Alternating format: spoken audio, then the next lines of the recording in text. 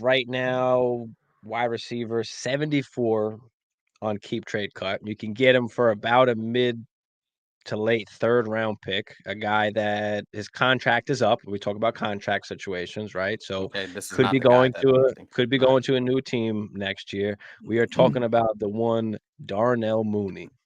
Yeah, I knew you were gonna say And him. we've talked Yeah. about him earlier on in the season and even, early season as a guy that, we're thinking to try and maybe get for the next year coming up. And I wound up getting him in a couple leagues, just stashing him because he cost me absolutely nothing. He was injured. He wasn't doing anything. I mean, he's not doing much at all still. The fact that they can possibly draft a Marvin Harrison Jr. as well, or a wide receiver possibly. They still have DJ Moore, right? So what are they going to do with Darnell Mooney? Are they going to pay him? Do we think they're really going to pay Darnell Mooney? We've got new coaching, new everything coming in. I I mean, do everything not. is all fuck there, right? So chances are they're just going to let him walk. I don't think they're going to spend the money to keep him. So there's a bunch of teams out there that can use some wide receivers. Kansas City. There's not a ton of great free agent wide receivers that will be hitting the market. There's a couple, but there's not an extensional amount. So Mooney could be a hot commodity that could go, who knows, to maybe a Chiefs, to maybe a Bills, to any kind of offense that can use a wide receiver two-ish on their team. So for me, I really like Darnell Mooney. Like I said, you could get him for cheap, probably like a mid third round pick potentially, or a throw in a trade somewhere. What are your thoughts on Darnell Mooney and trying to stash him? I do like Darnell Mooney. And if you remember, I believe it was 2 years ago where we expected Darnell Mooney to play well. He actually played pretty well. I believe it was 2 years ago. And then we expected him to have that breakout season last year. And it was just a train wreck from a production standpoint, right? Justin Fields was running all over the place. The Bears were not very good. So I think Darnell Mooney, the key here, and you talk about it all the time, is the value, right? What do you have to give up for this guy? If you have to give up a third round pick, that's high reward for very low risk potentially, right? And if Mooney goes to KC, Buffalo is very interesting as well. That would just vault. Then you're probably looking at second round value if he goes to that one of those teams, right? You're looking at second round rookie pick value. So yeah, I think Darnell Mooney is really talented. I think he just found himself in a really bad situation. And with DJ Moore coming in, obviously DJ Moore is a better receiver than Darnell Mooney. I don't think anybody would question that. And Cole Kmet has emerged as another favorite target of Justin Fields, taking away some targets from Darnell Mooney. So I think Darnell Mooney just found himself in a bad situation and better players ahead of him Who would be your stash here? from the Jacksonville Jaguars. Okay. Parker Washington. Now, he did have a good game. That doesn't mean you pick him up and you put him in your lineups. No, that's not what I'm saying to do. But Christian Kirk, right? A little bit of an injury history. Christian Kirk's not that old, but Christian Kirk has a little bit of an injury history. Calvin Ridley's a little bit older. I do want to see how he develops over the course of the rest of this season, maybe with some opportunities, right? Christian Kirk just got banged up. And Parker Washington kind of came out of nowhere, and he seemed like he had a nice little rapport with Trevor Lawrence. Now, obviously, with the Trevor Lawrence injury, that kind of hurts, but I do think that makes it him even more valuable because the price tag won't be as high on him. So look at it from that standpoint, where if you can get a guy now that could be a potential flex play, he has a couple of games next season early, or maybe he plays well with CJ Beathard, right? You never know. CJ Beathard's no stranger to playing in the NFL. He has some experience. He's an older quarterback. So I like Parker Washington as kind of the younger guy on more of a veteran offense to see if he can develop. And I don't think Trevor Lawrence is going to be out for the entire season. So if Trevor Lawrence could come back in 2 to 3 weeks, depending on the severity of the ankle injury, I do want to see what the rest of that rapport looks like. And just to kind of further back up the numbers on Parker Washington, he played 59% of the snaps, 6 grabs, 61, 6 grabs on 6 targets for 61 and the touchdown. So it looked like there was some chemistry there. My guy Parker. And then he had that sick one-handed Mhm. bobble tutty catch, whatever it was. So yeah, And I do like Parker Washington a lot too. Again, like you said, a young guy. What are they doing with Ridley next year? Who knows? So there could be some opportunity to play for sure. The only problem now is he's going to be the hottest waiver wire pickup, number one. Otherwise, he's on somebody's taxi squad. Stash number three. I'm going to go with this guy first because this guy right now, wide receiver 79 on Keep Trade Cut. And I'm going to go with this guy first because he might get some work the next few weeks, or at least he could be a name that starts coming about. Is going to be from the New Orleans Saints, A.T. Perry. Shaheed obviously is a little bit banged up. Michael Thomas, I mean, and of course, when we're talking about next year, we don't know what's happening with next year either. A.T. Perry, I mean, a big dude, and he's a guy that can get some work. I mean, you've got Olave, who's a little bit better route runner, obviously, but A.T. Perry can kind of stretch that field, can be a red zone guy. mhm. So I do like A.T. Perry as a guy who can gain some value, right? And when we're talking about wide receiver stashes, we're also talking about guys that can gain value, whether they turn into something or not, guys that can just net you a positive gain. Anything that can net you a positive gain is good. Whether it's you spend a fourth and you wind up selling them for a second or whatever the case is, as long as it's a plus, like that's what we're looking for. So H.E. Perry, a guy that in these next few weeks could be somebody that we're talking about. I do like him for the rest of this season and then coming up next season as a guy that's coming back. Him, Olave, Shaheed. Shaheed is more of a guy that try to get the ball in his hands, a little bit of that trickster, try and throw a bomb, sneak behind the defense kind of guy. He's really interesting, and I think to bolster your point in terms of value, he didn't have a great game when maybe we thought he would. Mhm.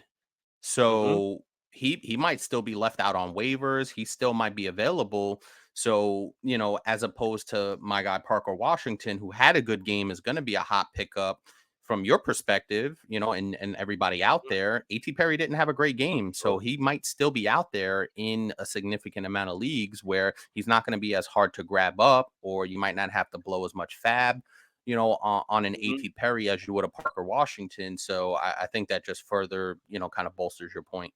Let's get into stash number 4. Who S- do you have for us? A guy that's actually been mentioned today on this show.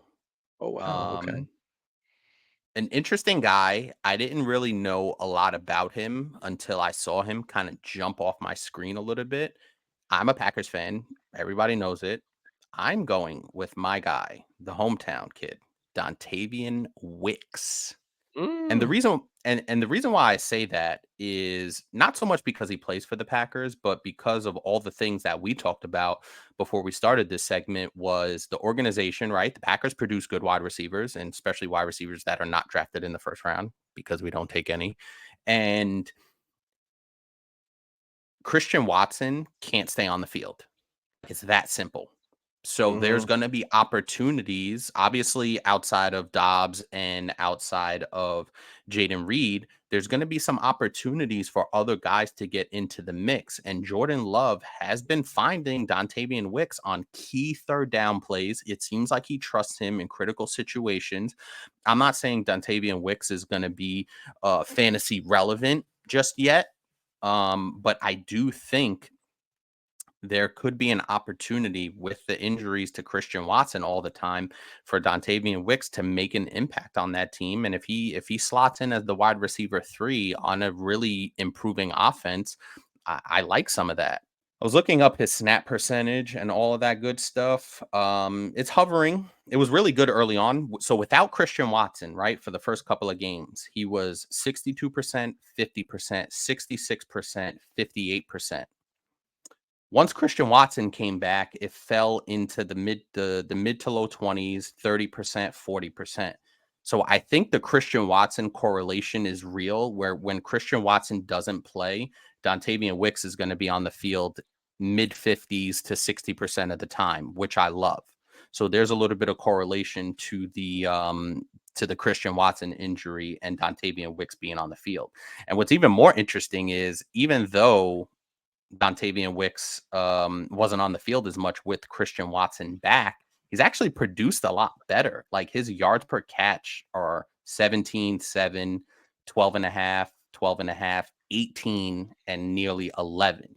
So when he's making catches, he's making impact catches, and I like that a lot. I think it could be good.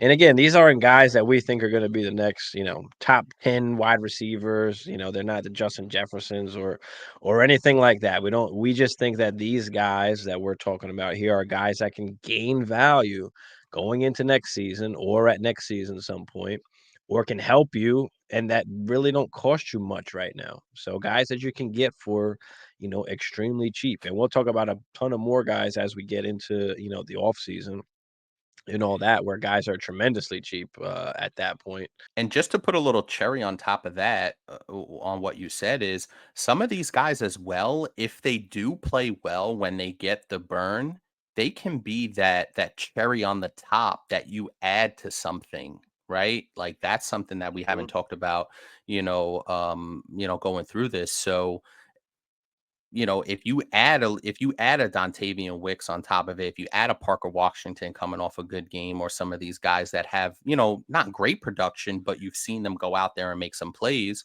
that could be the deal that could seal the deal for you if you add in one of these kind of, stash guys on top of your deal. Alright, let's get some bonus stashes. Let's do it. Go with my one boy who I've talked about. He is on a team that may or may not keep their wide receiver 2 and 3. Both of these guys could be gone possibly, or Okay. one of them could stay. He's, on a team that the quarterback is injured right now, out for the season, That's the okay? Bengals. So could be coming back next year. On the Cincinnati Bengals, my guy, Andre Iosivas, however you say his name. But yeah, Okay. we don't know what's happening with T. Higgins, right? Is he getting tagged or are they just not doing anything with him? Tyler Boyd is a free agent as well. They're most likely not re-signing Tyler Boyd, I would think. Um, and Iosivas, I mean, he's got, I think, 2 tutties on the season right now. Hasn't played a ton, but when he has played, I mean, he's out there being productive. Irwin will also be a free agent next year, so I doubt they bring him back, as well. So I like Iosivas. Now, he was a later round pick. They picked, Charlie Jones earlier in the draft, They did. but Yep. Iosivas is the guy that's out there more than Charlie Jones, at least giving you a little bit of production. So for me, I always liked Iosivas more than I like Charlie Jones. So Yeah, I could see that, and I think it all hinges on the guys in front of him. And I think I don't know if it was Marty or somebody had brought that up in the chat earlier, where that's the key, right? The guys in front of him. Now, if T. Higgins stays there, can he be that third guy? Can he fill that Tyler Boyd role? That would be okay. that's That would be valuable, nice. right? That would be nice. So I I agree to some degree with that. But it's contingent upon a lot of different things. So but it's a stash. He's not going to cost you a lot. He's probably on the waiver wire in a ton of leagues anyway.